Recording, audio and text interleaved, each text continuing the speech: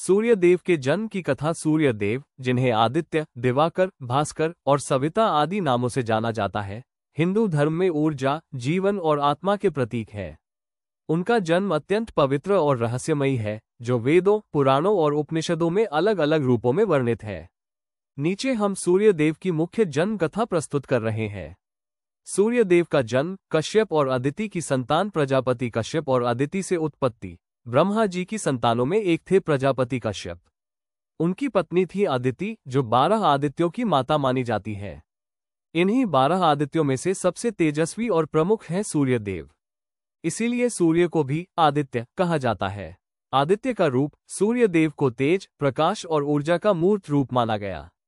उन्होंने अंधकार, अज्ञान और निष्क्रियता को दूर करने का दायित्व लिया। संक्षिप्त पौराणिक कथा। भोग के समय अदिति नहीं सह सकी सूर्य का तेज। जब अदिति ने सूर्य देव को जन्म दिया तो उनका तेज इतना अधिक था कि अदिति स्वयं सहन नहीं कर सकी। इसलिए उन्होंने अपने पुत्र को आकाश में स्थित कर दिया, जिससे वे समस्त लोकों को प्रकाश दे सके।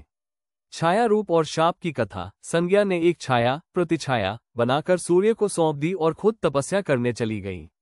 छाया से सूर्य के 3 पुत्र हुए, शनि, तप्ती और सावरी। जब सूर्य को सच्चाई पता चली, तब उन्होंने संज्ञा को वापस लाने के लिए यात्रा की।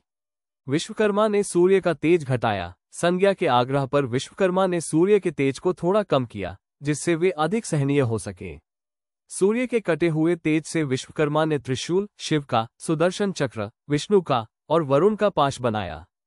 सूर्य देव के अन्य नाम और रूप। सप्त अश्वरथी। सूर्य रथ में 7 घोड़े होते हैं, जो 7 रंगों या 7 दिनों के प्रतीक है। अरुण, गरुड़ के भाई, उनके रथ के सारथी है। उन्हें गायत्री मंत्र के अधिदेवता के रूप में भी पूजा जाता है। सूर्य देव की पूजा और महत्व। सूर्य जीवन का मूल स्रोत है। उन्हें नित्य संध्या, सूर्य नमस्कार और छठ पूजा में प्रमुखता से पूजा जाता है। उनके दिन को रविवार कहा जाता है। रत्न, माणिक्य, रूबी। निष्कर्ष। सूर्य देव का जन्म केवल एक देवता का जन्म नहीं है, बल्कि प्रकाश, आत्मा, ज्ञान और जीवन शक्ति के जन्म का प्रतीक है। वे हमें सत्य, नियमितता और अनुशासन की शिक्षा देते हैं।